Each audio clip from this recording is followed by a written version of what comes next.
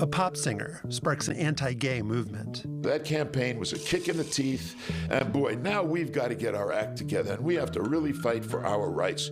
A rookie sportscaster gets a chance to make history. I don't ever remember talking to her about how tough it is to be a woman in the business. You didn't have a choice. You were a woman, you were in the business. Do your job.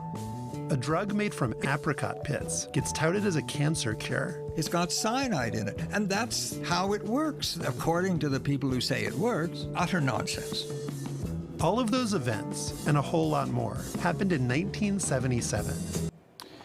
A new podcast called 1 Year is taking a look at the people and struggles that changed America, and the first season focuses on 1977, a year that marked a big moment for the Chicago White Sox. Josh Levine is the podcast host and joins us now. Good morning, Josh. Good morning. Thanks for having me. Well, the story you're focusing on is Mary Shane, who called 20 games for the White Sox in 1977, the first woman to have a position like that in Major League Baseball, yet a name that I don't think many, if any, casual fans know. Why do you think that is?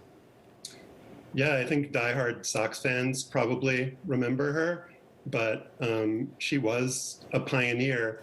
And I think maybe because she didn't get a full season, maybe because that story of her year with the White Sox didn't quite go as she had hoped, and didn't quite go as a lot of people in America would have hoped, maybe it's less remembered. But she is a remarkable person, and her story of perseverance is really amazing and commendable. Well, how did it go? What happened? We see a picture here of her with Harry Carey when he was with the White Sox.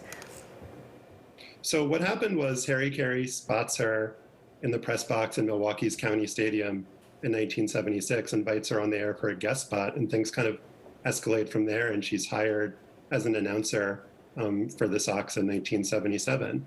But she doesn't get a full season. She's criticized for her voice in I think a way that a lot of women will recognize as still happens today. She was criticized for not being knowledgeable about baseball, even though she was extremely knowledgeable. And I think in some ways she was kind of before her time. In some ways, the team gave her an opportunity, but didn't necessarily set her up to succeed. Did they give her an opportunity as a stunt, and was it perceived as a stunt? Some people certainly did perceive it that way, because the owner of the White Sox was Bill Veeck, who was known as a marketing genius and someone. He had signed the first black player in the American League in the 1940s, but he had also hired a little person to come to bat in the 1950s. So there was this question of how he perceived Mary Shane. The important thing to note is that she did not perceive herself as a stunt or as a gimmick. She was a serious journalist, a serious broadcaster, and she worked really, really hard to do this very difficult job. Do you think she was given a fair shot? I think I read a quote, it might have been from Jimmy Pearsall, who shared the booth with her, that, you know, some players and managers need a full season to really show what they can do. There are going to be mistakes. Do you think she got a fair shot? Do you think she should have gotten a full season?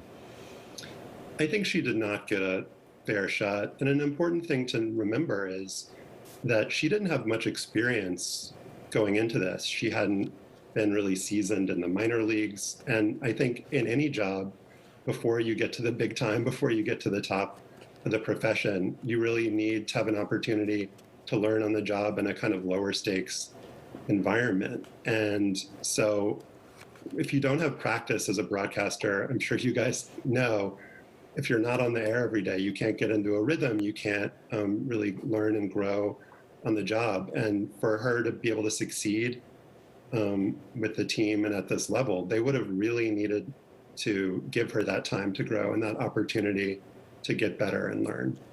All right, Josh, thanks so much for your time. You can check out the 1 Year podcast on slate.com or wherever you listen to podcasts. And for more, follow Josh on Twitter.